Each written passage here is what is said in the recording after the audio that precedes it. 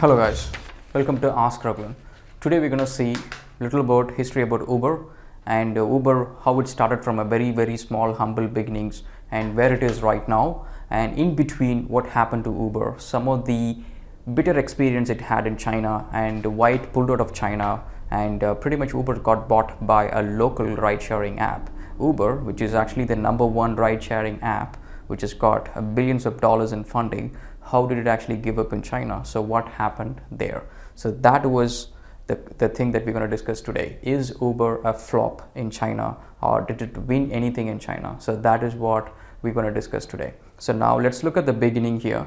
So in 2009, the founders of Uber, so we're looking at Garrett Camp and Travis Kalanick. So these guys were actually camping around in France, Paris, and things like that. They hired a rental car worth around $800 a day with insurance and everything, and they were actually going around. So they were having this idea, does it really have to be this expensive? Why are rental cars expensive? Why are taxis expensive for a ride which shouldn't cost that much? So why this so much of bloated margin? So then they thought of an idea, why can't we bring an app and then give jobs to people who doesn't have jobs, so they can drive around other people and then make them some money, and then so people can also get rides cheaper cost. So that is when Uber was born. So in 2009 they got the idea, and then they launched a product called Uber Cab. So Uber Cab, or sometimes called as Uber Taxi as well, that was the original name of the app. And initially they were using Google Map services. Even today they're using Google Map services.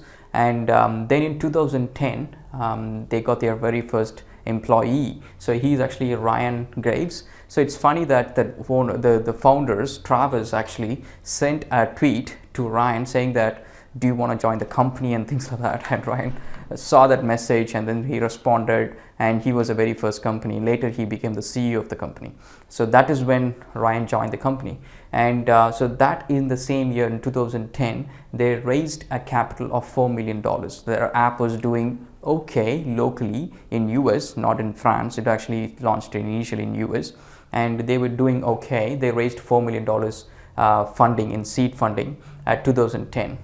And in 2011, they changed the name from Uber Taxi, Uber Cab to Uber. So actually the name was Uber Cab, because some of the sources say that the Uber Taxi is what they preferred name locally.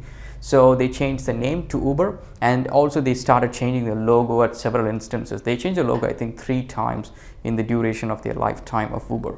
So now they launched in the same year in Paris. That's when the idea originated in Paris. That's again, they launched it in Paris in 2011. And Uber X was another feature that they dropped in 2011. That's when the drivers can actually, anyone can join the app as a driver and they can start driving around and things like that. That's when the actual feature of Uber came into play, and a lot of people start using it. And so then the same year in 2011 they raised 0.3 billion. So remember, before in 2010 they raised $4 million, and that was a very small capital that they raised, but that's actually a startup company. So again, in the next year they raised $0.3 billion. So that's actually a pretty big jump compared to what they raised a year before. And then in 2012 a competitor was born without even Uber knowing where they are from, because they were born in China. So it's called Didi, DIDI, that's what the name is called. Didi was launched in 2012 in China. So in the beginning the app was complete crap and people hated it. It was just meant for, in the local language, the tourists cannot use it. So tourists, if you're coming from an English, Spanish background or German, whatever the language could be, they cannot use it unless and until they know Chinese. So it was a locally available app. The app was complete crap, because what happens is whenever the users need to give instructions to the driver, they have to send it as a voice message. And if the voice message is recorded in a noisy environment, or if they have an accent or something, then the drivers always end up at the wrong destination, and then they go back and forth, and they have a terrible support at that time. So they lacked quite a bit of basic infrastructure in 2012. And then in 2013 Uber get launched in China. So the very next year they wanted to start competing. But remember, by that same year there were 2 or 3 other ride sharing apps in China, and then by the time Didi has actually started merging with the other companies as well. So and then they started becoming little combined companies together to start facing Uber. They know that for eventually, when China's market is open for ride sharing, so it's not only the local vendors going to be there, there is going to be international vendors. And that's when Uber came in the very next year. In 2013, Uber got launched in China. So Uber didn't actually expect they will have some fierce competition from the local vendor, because when they launched in India, there was Ola, NTR, there are a lot of other apps that were there, and in same with Germany, Europe and Canada, and a lot of different places there were competitors, but they were actually able to mitigate or buy them out, or or get a stake in that company. They were able to do a lot of those things with other competitors, whereas with China that was the case. So Uber actually started giving 100 Chinese yen for people for joining new, and then if you refer someone, you start getting 50 or 30 yuan and things like that. And after some time, when they start picking up some popularity, they start reducing their commission. But what happened was, the reason Uber was shining compared to the local vendor Didi is because Didi was having a crap app. People hated the experience, whereas Uber gave a very better experience and people loved it. And only problem with Uber is, at the time they used Google Maps. So Google Maps, Google having trouble with China getting into and getting accessing and stuff. So Google Maps doesn't have very let's say limited coverage of China, and that means they don't have access to a lot of places, and the accuracy of navigation was very poor. So the Uber drivers always end up in wrong locations, and there was a lot of these issues that was happening with Uber. And remember, Uber is a company, until now they spent around $56 million in Google Maps alone, and then Google Ads they spent $631 million. So they spent quite a bit of money on Google services. And at the same time, Alphabet, Google's parent company, has invested $258 million in the beginning days of Uber. And so Uber is of best interest for Google as well as for Uber. And so if they could have done it, they could have done it. It's just the state limitations that the Google faced. They wouldn't be able to do much. So there were actually few issues between Uber and Google on the navigation side of things, but unfortunately it's just the limitation of it. And then in 2014, Uber raised 17 billion and then 40 billion in their respective quarters, and so that's when they start stepping up the game. But remember, from 2013 onwards, they're facing quite a bit of competition from Didi. So Didi was actually giving equally offers to all of the users. When Uber said, okay, if you join Uber, we'll give you 100 yuan for the first user, for referring the first user, and subsequent users you will get 50 yuan and things like that. And if you ride with Uber, the first ride is free. So when they gave this offer, Didi went and said, okay, all your rides are free. So when Uber said first ride is free, they said all the rides are free. And Uber said, okay, let's play this game, because Uber was a bigger player and they have global presence and they got bigger investors. They thought, okay, let's play the game. And then they started playing the game from 2013, 14 and things like that. So now each single year, Uber lost more than $1 billion just to keep them afloat. So they're actually losing money rather than making money in China. So even though Chinese market is a very attractive market, looking at it, the Chinese market alone, if you look at it, it's a huge market especially for ride sharing apps. So now the population is 138 billion. That's the second. I think the first one is China, second one is India. So they both are pretty popular countries. And then 9 largest cities out of top 30 world's largest cities. That means out of the top 30 world largest cities, 9 of them is within China. So now you see, that's an urban location where people want to travel from one location to another location through cars much faster. So you got a bigger market there just by those 9 cities. And now there will be second tier and third tier cities which may not be as populated, may not be as buzzing as these ones, but they still are very good attractive location for rideshare apps. And then they got low car ownership compared to India. and some of the other Asian countries, China has got the lowest, one of the lowest car ownership. That means people can't afford to keep a car, and at least for the sake of the scarcity of the parking spaces, because there is always scarcity for parking spaces, and the traffic is always a nightmare. So people hate going in traffics as well. So that was another problem that they faced in China, having their own car. And then they get used to using public transport. Public transportation was really good, so people tend to use public transport for commuting day in, day out. So but if you look at it, all these things are very good for a ride sharing app, because people don't own cars. So if they want to travel from one location to another location, ride sharing app is one of the best ways to go, because it would still work out to be cheaper. At the same time, it has some bit more comfort compared to traveling on a public transport. So here we go. So China is a very, very attractive market, and that's why these guys are competing against each other. So now Uber raised funds, and then they started pushing in more offers into Chinese market, and then Didi went and said, first 2 years free rides. So that is when it gets really tricky, because Didi was actually bleeding in cash, and it's actually bleeding billions of dollars, same as Uber every year. And the problem is the Didi got more popular compared to Uber. So now when it's got popular, so a lot of people uses its free offer, and so it's actually starts bleeding more and more cash. So it was in a very terrible position. And then so that is when it got some extra funding from a couple of other investors. One is CIC.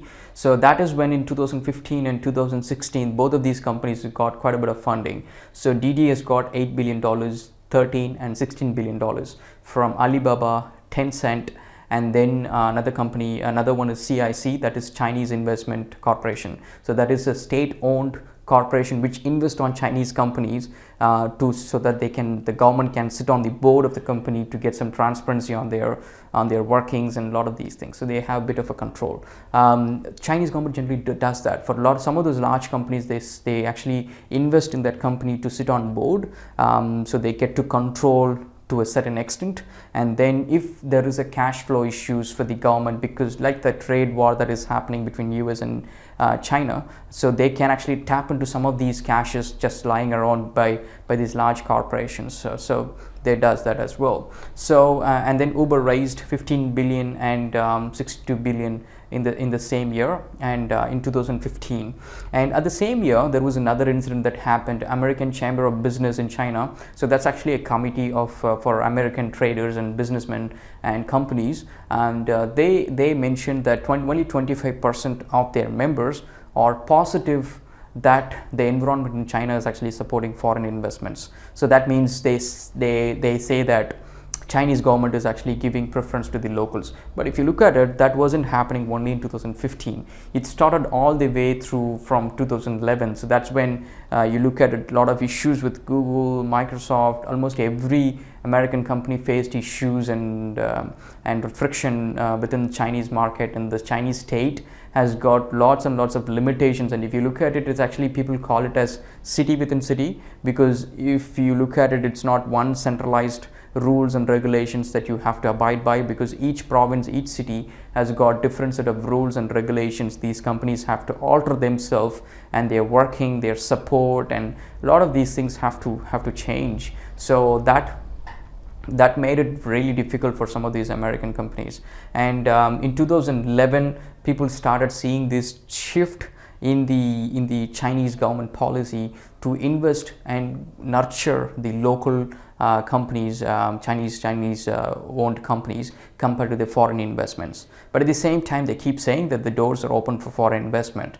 Anyway, so now let's get going. On 2016, Didi raised another $3 billion cash. Now, if you look at it, it's already been 2.5 years into the war between Uber. So Didi starts losing a lot of cash. The good thing is, now if you look at it, Uber is actually spending that money away from home, which is not in America. They're actually spending on China to get into China's market, whereas Didi is actually spending on its home ground. So that means it is investing on its own people. It is investing, and then it is people tend to support its local business as well. So they are spending on their own land. So for them, it's still sort of win-win situation. They know that we will bleed, Uber will bleed, but I think we will not die. So that was one of the famous things that the founders have said when they were talking about the competition. And then in 2016 they had a very lengthy meeting with Uber, and Uber's CEO said that they never want this meeting to happen because they want this company to go away and then let Uber take the market share. So that is what is supposed to happen. So now they got in this meeting, and then so look what happened. Uber sold its Chinese operation to Didi. So that's what happened at the end of the meeting. But again, if you look at it, Uber may have lost the entire market to Didi, but they have gained something. So first thing is, Didi paid $8 billion into Uber to buying the Chinese operations. That's the first thing they have done it. And the second one is Uber gets around 18% stake in Didi's operations in China. So that's 18% stake means they're going to keep getting some cash flow whenever the Didi makes some revenue in the Chinese market. And then they get $1 billion investment into Uber Global, so that the founders of Didi can sit in Uber's board. So this was sort of mutual beneficial offer for both Didi and Uber altogether. So now if you look at these two companies together, Uber launched in 2019 and Didi launched in 2012. And so Uber has got 110 million users and Didi has got 550 million users, but actually they got a market predominantly in China. So now they have launched some service in Melbourne, Sydney and Brisbane, some of these Australian cities, and they bought a Mexican rideshare company called 99. And remember, that is actually against these deals as well, because Uber, one of the deals is saying that we don't want you to compete against us in other markets, so that is why we're selling you the share in China. So now after that deal they made with Mexican company, Uber dropped its share between 18% to 15%. So that was another thing that goes on there as well. And then in 2017 Didi bought, that's when the Didi bought the Brazilian company 99. So Didi has got a bit more market right now to play around. So they got some market in Australia. Chinese market is there, 80%. They cover the 80% market. Rest 20% goes for some of the local vendors and local rideshare apps, other local rideshare apps. And then they got pretty major player in Brazil. So that is all the stuff with these guys. And with Uber, Uber did this sort of like a same sort of strategy in Russia and other countries as well. So what they have done is, say, instead of competing against a local vendor, so they actually invested on the local vendor, and pretty much they get some shares in turn, and without being competing, they get to be in the market. So that's what the Uber has done with Russian and other markets as well. And Uber is doing pretty good in India, competing against Ola. They seems to be okay, and then they're doing pretty good in Middle East and other markets, their own native markets. So that's the strength of Uber at the moment. And apart from this, some of the other things people talk about is Uber's self-driving technology that they were been researching and doing patents and things like that. And so that's one of the issues that Google has been suing Uber, because Google's ex-employee who worked in the self-driving mechanisms joined Uber's research, and Google blames that Uber stole the data and the research information from its research pool. So that's one of the issue that Uber have, and it's working on. So it started in 2009. The trouble is still brewing, but it's still there. And Uber Google Maps issue with China is being temporarily taken away because Didi is taking care of that issue, and they have state level access of geographic map information as well. So now that issue with Uber has been, they sort of solved it out at the moment. And so another thing is, we know that the Google owns 5.3% of Uber, so they tend to sit on the board and things like that. In 2017, Google pulled out of the board after the incident that happened, saying that Uber is stealing the data from the self-driving technology that they have invested before. So that was one of the items. And when Didi was actually competing against Uber, couple of other companies who invested. One of them is Apple. Apple has invested $1 billion into Didi to compete against Google, Google's Uber. So that was all together, guys. And hope you like it. If you like it, subscribe to the channel. If you have any questions, put it forth in the comment section. I'll get to answer it when I have some time. Thank you, guys. Cheers.